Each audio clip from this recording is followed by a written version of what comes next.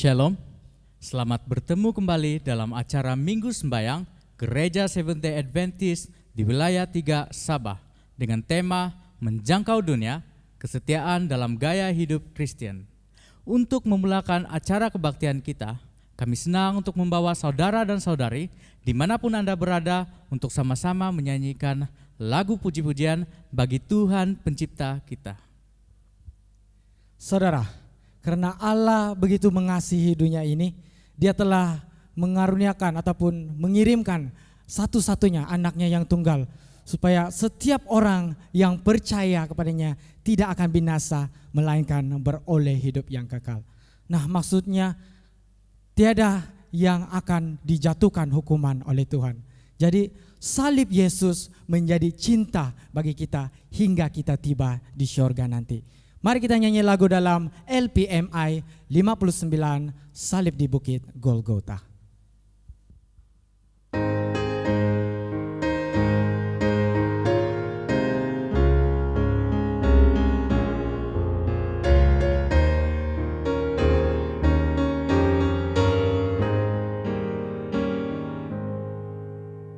Ada satu salib di Bukit Golgota, satu lambang siksa dan hina.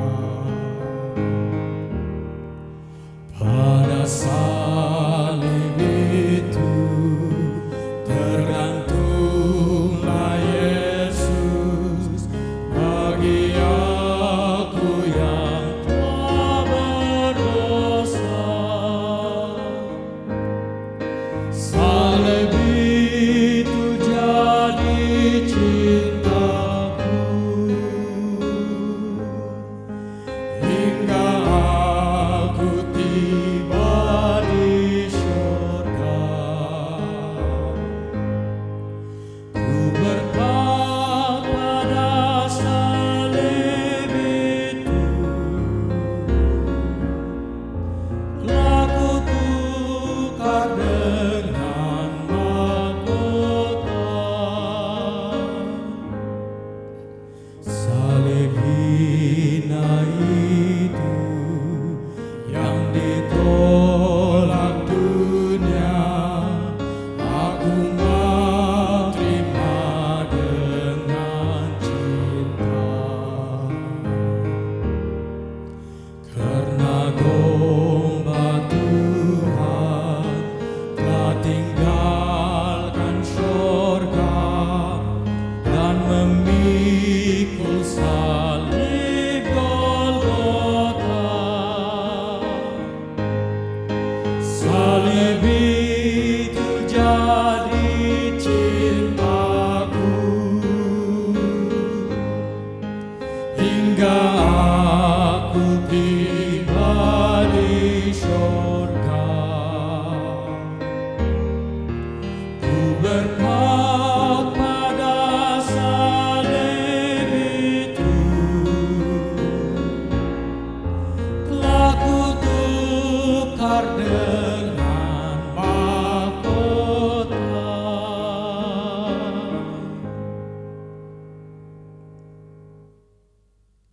Saudara, Yohanes 8 ayat 12 menyatakan bahwa Yesuslah cahaya dunia. Orang yang mengikuti Yesus tidak akan berjalan dalam kegelapan. Kristus adalah teladan kita, contoh yang sempurna dan suci. Cinta Yesus sungguh besar, Dia mati di Bukit Golgota. Kita nyanyi LPMI 60, ku nyanyi cinta Yesus.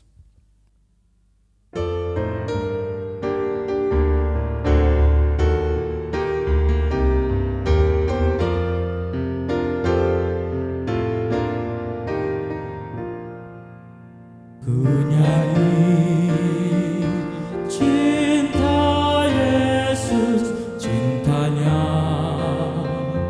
besar sungguh, tinggalkan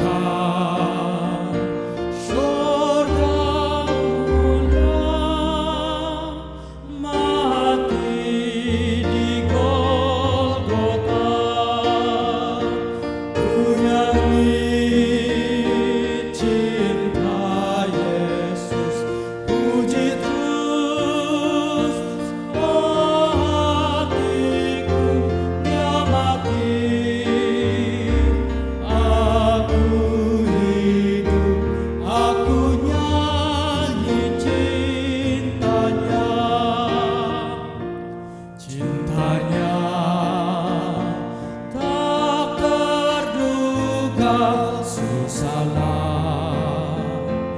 ku mengerti hidupku penuh dosa, Dia basuh jadi suci. Ku nyanyi cinta Yesus, puji Tuhan hatiku, Dia mati, aku hidup, aku nyanyi cintanya.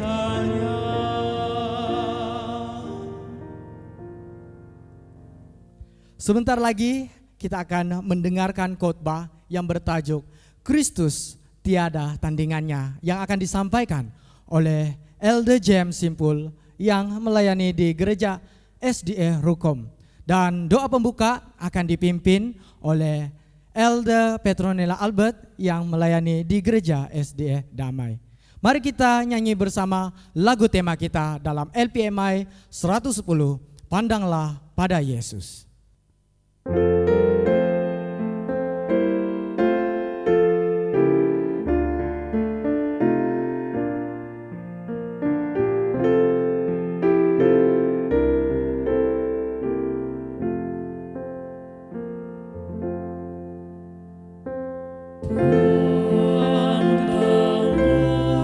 pada Yesus, lihat wajah-Nya yang mulia, dan lenyaplah kesenangan dunia dalam terang kemuliaan-Nya.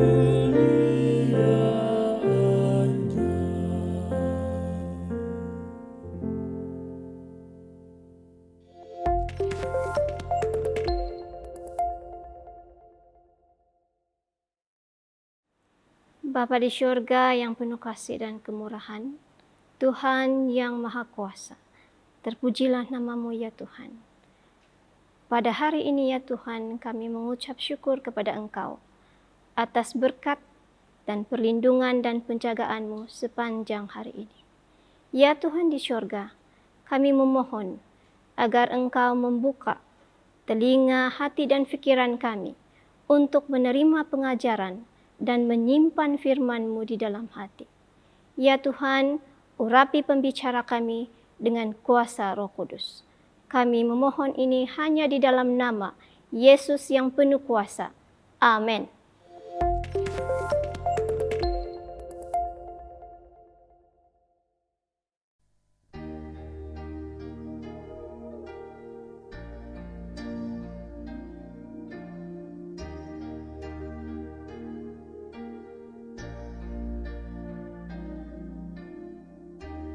My Jesus, my Savior, Lord, there is none like you. All that I am, I want to praise the wonders of your mighty love. My comfort, my shelter, tower of refuge and strength. Let every breath, all that I am, never cease to worship you. Shout to the Lord, all the earth, let us sing. Power and majesty, praise to the King. Mountains bow down and the seas will roar at the sound of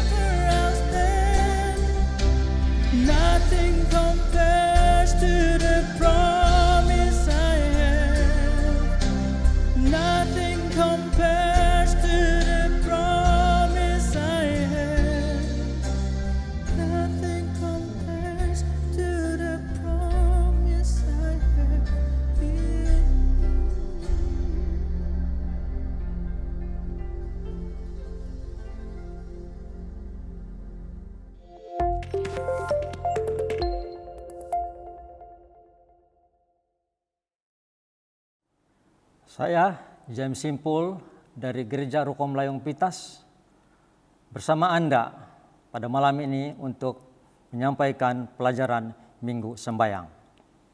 Tajuk pelajaran ialah Kristus tiada tandingnya.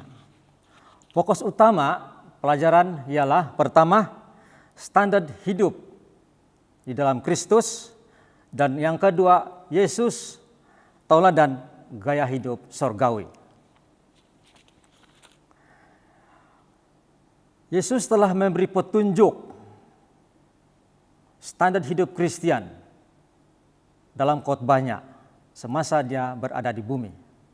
Dan dia juga telah memantulkan ataupun telah memberi tauladan gaya hidup sorgawi semasa dia berada di bumi. Sekarang kita lihat ada satu pengalaman seorang saintis. Saintis ini membuat perjalanan merintasi hutan dalam satu tujuannya. Oleh karena dia tidak tahu jalan, maka dia memilih seorang yang tahu jalan masuk ke dalam hutan itu. Setiba dia di hutan, lalu dia berkata kepada temannya, "Kawan, tiada jalan pun saya nampak di hutan ini. Macam mana Anda tahu yang kita ini jalan tidak sesat?" Lalu ini pemandu ataupun kita panggil guide berkata begini, "Tuan, sayalah jalan. Ikut saya." Yesus pernah berkata demikian dalam Yohanes 14 ayat 6. Saya baca dalam Alkitab ini. Katanya, "Akulah jalan dan kebenaran dan hidup. Tidak seorang pun datang kepada Bapa kalau tidak melalui aku." Kenapa Yesus berkata demikian? Karena pada saat itu Yesus memberi satu informasi kepada murid-muridnya. Katanya, "Saya akan berpisah dengan kamu. Saya akan ke sorga untuk menyediakan tempat bagimu." Lalu seorang daripada murid itu bertanya, "Tuhan, di mana jalan? Tunjukkan kepada kami." Itulah sebab Yesus mengatakan, "Akulah jalan." Apa maksud Yesus akulah jalan? Yesuslah satu-satunya jalan untuk mencapai keselamatan sorgawi.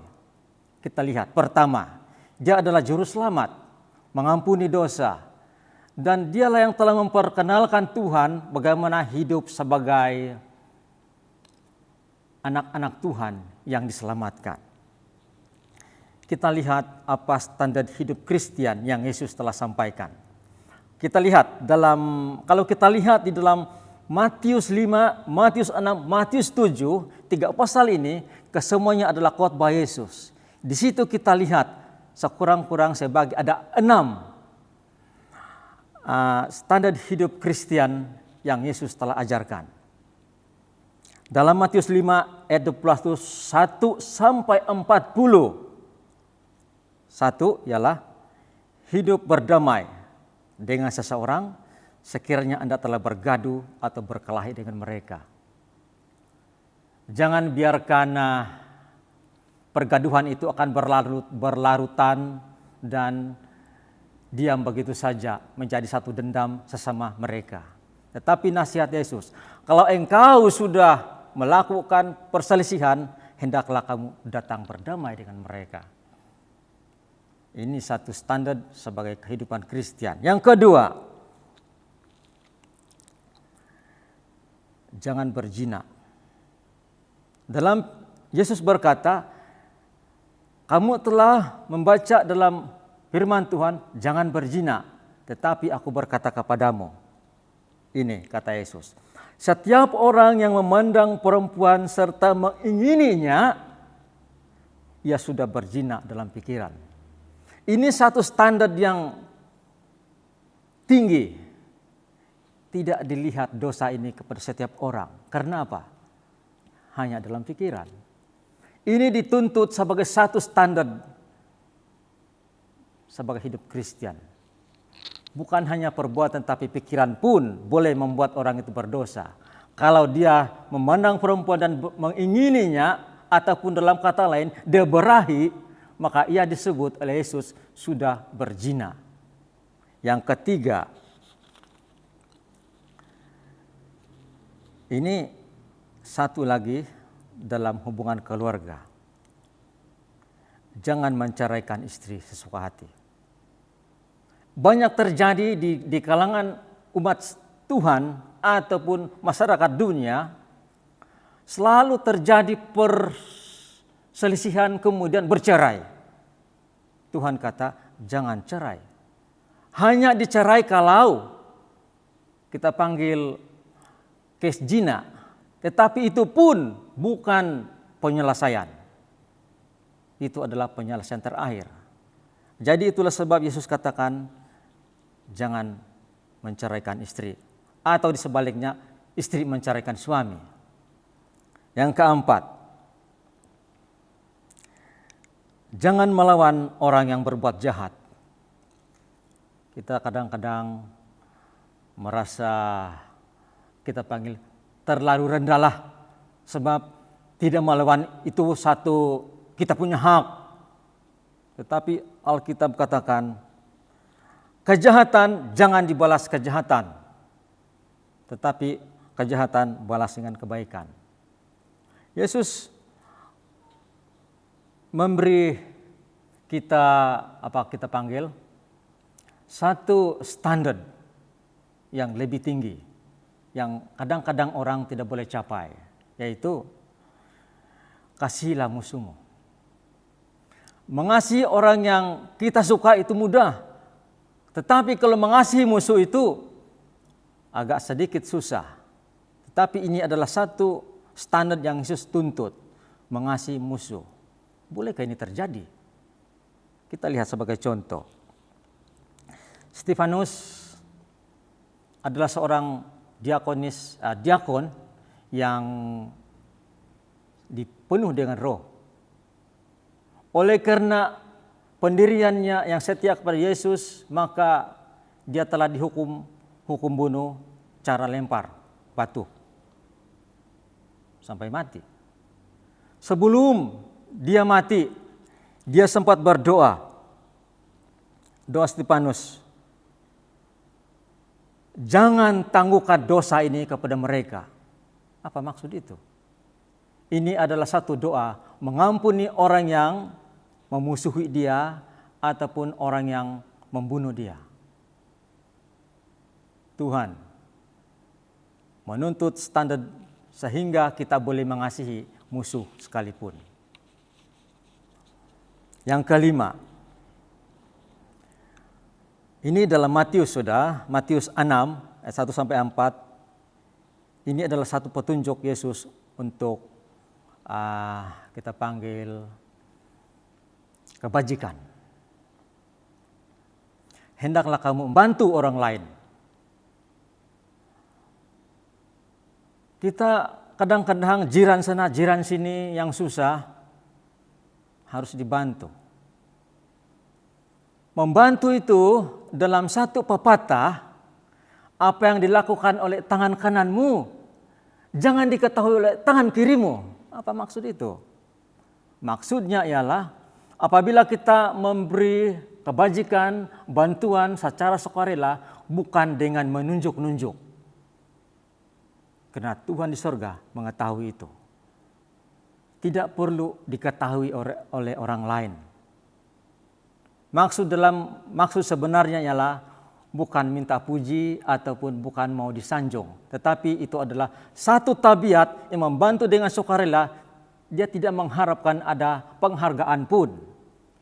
Biarpun itu sepatutnya dihargai, tetapi itu satu gaya hidup dia membantu. Inilah satu standar yang Yesus mau. Yang keenam, ini dalam Matius, ini khotbah Yesus juga, 7 ayat 1 sampai 5. Jangan menghakimi kelemahan orang lain. Mengkritik juga yang tidak membina termasuk dalam perkara ini. Jadi ingat, tidak ada manusia sempurna. Anda yang suka mengkritik atau menghakimi orang lain pun punya kelemahan. Jadi nasihat Yesus ialah perbaiki kamu punya kelemahan, bukan mengkritik ataupun menghakimi orang lain. Nah, dalam enam standar yang Yesus beritahu itu, haruslah kita lakukan dengan kasih. Dalam Rasul Paulus tulis di 1 Korintus 13, semuanya menceritakan tentang kasih. Kasih itu tidak berkesudahan, kasih itu tanpa syarat, sehingga mengasihi manusia, musuh di kiri kanan, seperti yang Yesus telah lakukan. Nah, semua kebaikan yang kita lakukan itu seharusnya kita lakukan karena kasih, bukan terpaksa dan bukan meniru-niru, tetapi itulah gaya hidup yang Tuhan sudah tanamkan dalam hati dan pikiran kita, yaitu mengasihi. Dan mengasihi disertai dengan kebajikan, kebaikan, itulah yang sangat penting. Tidak ada gunanya kebaikan itu kalau bukan karena kasih.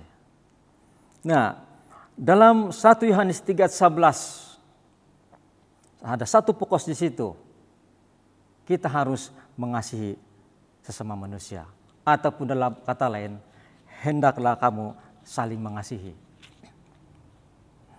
Semasa di dunia, Yesus telah memberi tauladan ataupun contoh gaya hidup Kristen yang sempurna. Kita lihat ada beberapa yang dia lakukan. Dalam Matius 9 ayat 11 sampai 13. Apa yang Yesus lakukan? Yesus bergaul dengan pemungut cukai yang dianggap berdosa dan orang lain yang berdosa. Dalam pergaulannya itu, dia memantulkan simpati dan kasih kepada siapapun, sehingga orang yang bersama dengan dia merasa dikasihi. Jadi kita juga harus bergaul dengan orang lain, walaupun orang itu kita anggap orang yang lemah, karena dari kitalah mereka akan menerima berkat rohani. Yesus telah lakukan dalam hidupnya. Yesus juga, yang kedua, Yesus menguduskan hari Sabat. Dalam Lukas 4 ayat 16. Kalau sekarang ini kita sebut gereja, dulu disebut lebih kepada Ka'bah. Nah, tauladan yang diberi oleh Yesus menguduskan hari Sabat dan datang ke gereja harus juga kita contohi. Yang ketiga, ini adalah pengalaman Yesus berhadapan dengan musuhnya sebelum dia disalib. Dalam Matius 26 ayat 51 hingga 53. Ini berlaku di Taman Getsemani. Apabila askar itu datang untuk menangkap dia, Petrus dengan tegas coba mempertahankan Yesus dengan menghunus pedang dan memotong musuh itu. Kena juga telinga sikit. Apa yang Yesus buat? Yesus tidak setuju dengan Petrus melawan musuhnya. Dan ini adalah satu mukjizat yang Yesus lakukan sebelum dia disalib. Diambil telinga yang jatuh itu, lalu diletakkan kembali ke telinga askar itu. Jadi dalam kata lain, Yesus tidak melawan musuh dia, malah dia masih mengasihi. Di samping itu, pada waktu dia disalib sudah, dia berdoa untuk orang yang menyalib dia. Kasih itu begitu besar, sehingga pada saat kematian pun dia masih mengasihi. Inilah tauladan yang Tuhan juga telah tunjukkan kepada umat-umat Dia sehingga sekarang. Yang keempat, Yesus menyembuhkan orang sakit, juga Dia kita panggil merawat orang yang menderita penyakit. Kalau sekarang disebut istilahnya penyakit kronik, Yesus telah lakukan. Dia juga mengusir roh jahat. Begitu ramai orang yang kerasukan setan diusir dan dia menjadi pulih sehingga dia memuliakan Tuhan. Nah, kalau kita sebagai umat Tuhan, kita panggil umat-umat biasa saja, bagaimana kita mencontoh itu? Senang saja. Kita merawat, membantu orang yang sakit, jiran ataupun kawan, sahabat kita. Itu adalah pelayanan yang Yesus tunjukkan dan kita harus teladani itu. Satu pertanyaan untuk Anda semua, saudara-saudara. Adakah Anda sudah memantulkan tabiat Kristus dalam gaya hidup Anda? Ini satu pertanyaan yang Anda sendiri jawab dan Anda sendiri hayati. Tetapi kita dengar satu pengalaman penginjil ataupun penulis pelajaran ini. Katanya, satu ketika saya dalam perjalanan ke satu negara di mana tempat itu penduduknya hidup bergaul bermacam agama. Agama Kristen, agama Islam, satu kampung. Nah, semasa dalam perjalanan dia telah menaiki taksi. Kemudian dia berbual dengan pemandu itu. Tuan, katanya, Anda apa kepercayaan? Lalu pemandu ini pun berkata begini, saya seorang Muslim. Lalu pendeta ini pun berkata lagi, katanya, oh saya ramai kawan Muslim. Mereka begitu setia dengan Allah mereka. Lalu pemandu ini pula membalas pertanyaan kepada penginjil ini. Tuan, apa agama pula? Lalu pendeta ini pun memperkenalkan diri dia. Saya seorang Kristen, Seventh-day Adventist. Lalu pemandu ini dengan begitu bersemangat, katanya, di tempat saya, di kampung saya, di jiran saya, ramai sekali Kristen Seventh-day Adventist. Saya bagi tahu, kamu begini. Mereka orang yang baik-baik. Mereka punya tabiat begitu indah. Saya boleh sebut mereka adalah Islam yang lebih baik dari Islam kami. Karena mereka begitu ramah. Mereka setia datang ke perbaktian. Dan saya rasa diberkati oleh kehadiran mereka, jiran-jiran sebelah ini. Jadi di situ satu perkongsian yang begitu indah. Masyarakat luar telah melihat umat-umat Tuhan yang setia itu telah memantulkan tabiat Kristus. Mendapat satu pujian yang begitu menyenangkan pendeta waktu itu. Ya Tuhan, terima kasih. Engkau sudah dipuji, sudah diangkat oleh tabiat-tabiat umat-Mu yang begitu setia dalam pelayanan dan tingkah laku mereka yang memantulkan Kristus. Jadi dalam kata lain, kita dikenali sebagai umat Tuhan ataupun pengikut Kristus melalui tingkah laku ataupun perbuatan yang dapat dilihat oleh masyarakat sekeliling, yang dapat dibaca. Karena itulah gaya hidup Anda yang tidak dikarang-karang kita panggil, tetapi gaya hidup yang sebenarnya, yang dapat dilihat sebagai satu kehidupan yang sangat indah kepada masyarakat sekitar. Karena itu, mari kita pantulkan kehidupan Kristus melalui gaya hidup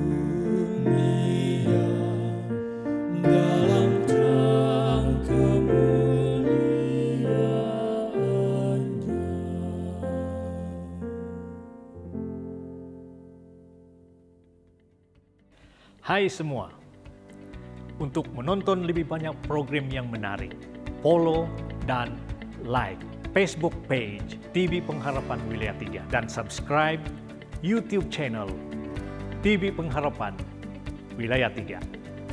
Tuhan memberkati.